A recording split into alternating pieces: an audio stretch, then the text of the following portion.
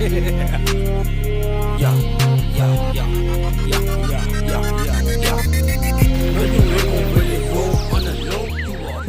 I'm finally getting around to replacing the axle seals on my 96 Jeep Grand Cherokee. The axle, or in this case the axle shaft seals, are responsible for keeping the gear oil concentrated in the gear housing part of the solid axle. When the seals fail, gear oil will leak down your axle tube and cover your steering knuckle, which looks something like this. Reasons for seal failure include a clogged breather tube that may cause a buildup of pressure. It's also possible you have worn bearings or a loose pinion, which causes the carrier to bounce around, destroying the seals. A carelessly installed axle shaft may also cause premature wear of the seals, and even a worn wheel hub unit can cause a leaky axle seal by causing play in the axle shaft, leading to premature axle failure. And most times they fail because they're just plain worn out, but it's up to you to check everything out. With the front end supported by jack stands, remove the tire and the two 13mm caliper bolts, then slide the rotors off and remove driver's side tie rod with the 19mm socket. Then secure it to the sway bar with the bungee cord so it's not hanging in front of the differential cover. Now remove the three hub bolts with the 13mm 12-point socket.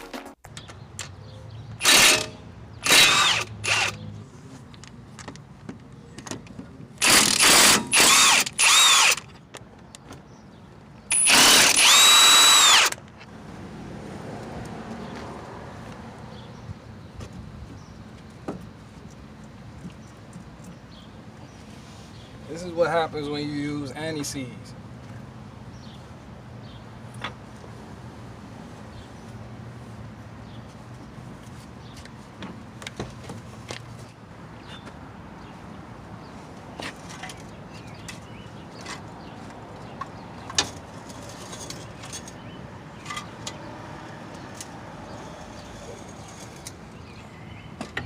You'll need a 1/2-inch socket to remove the 10 differential cover bolts. If you don't have a 1/2-inch socket, you can get away with using a 13mm. Remove the fill plug by using the drive on the 3/8 ratchet.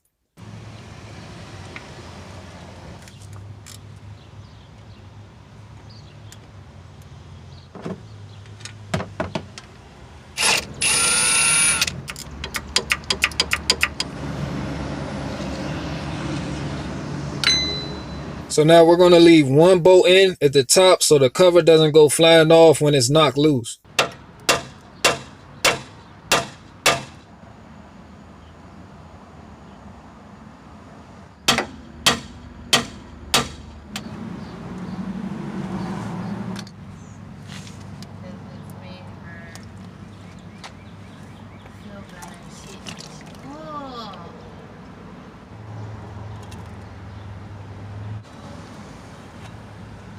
Before I start removing things, I'm going to spray everything down with some brake cleaner.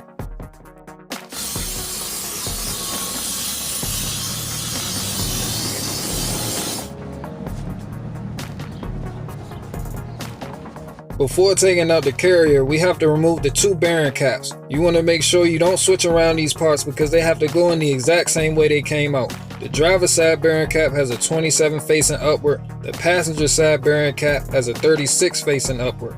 All gear assemblies are different, so take pictures if you have to.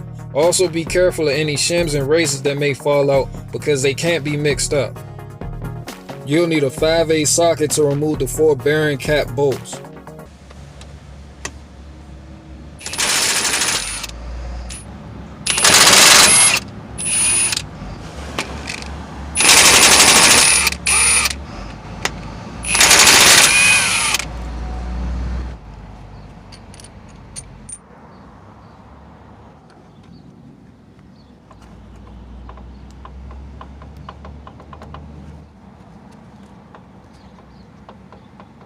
So if you're having trouble removing the carrier, then use a crowbar. Just be careful not to pry against the spider gears.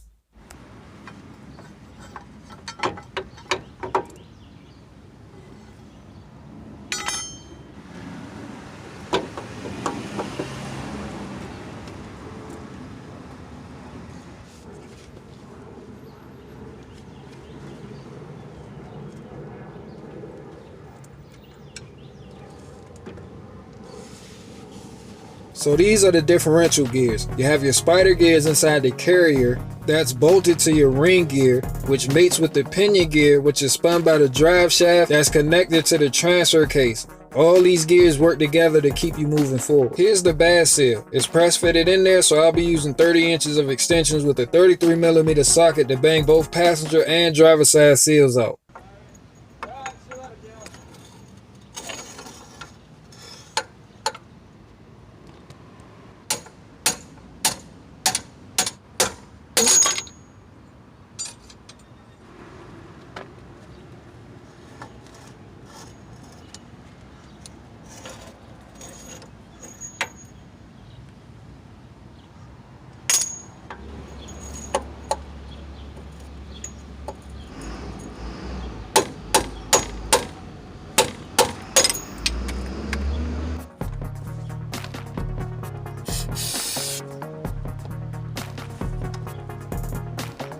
So I've decided to go with the Timken brand seal, part number 5778. I ordered 2 from Rock Auto for $20 ship. It's important to note that the new seal will look a little different because it's an updated design. Using the axle shaft, I'll demonstrate the amount of play that was in the old seal.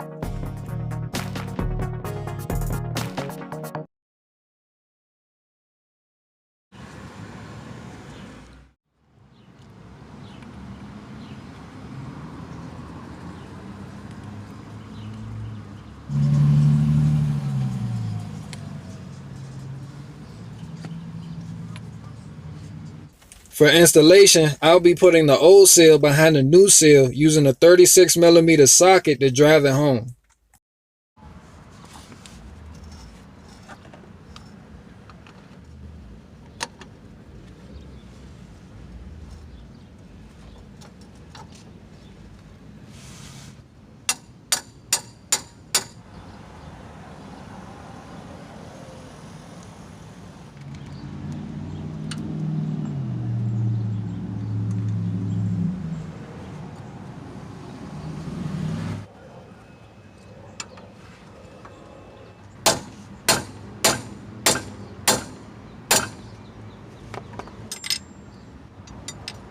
After checking to make sure the seals have been pressed in evenly, I'm using a razor and a wire brush to clean the mating surfaces before reinstalling the carrier.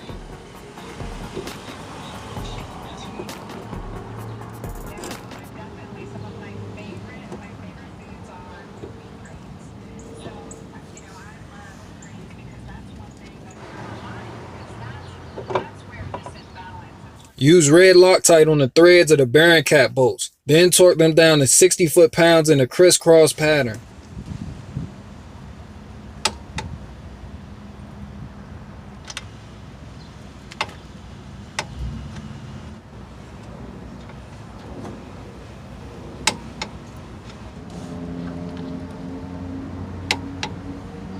Reinstall your axle shafts, torque your hub bolts down, reattach your driver's side tie rod, slide your rotor on, and bolt your caliper back up. I'm using Right Stuff gasket maker to reseal my differential. You want to tighten the 10 cover bolts in a crisscross pattern and they get torqued to 30 foot-pounds. Then fill it back up with 3 pints of 75 W90 gear oil and tighten that fill plug down.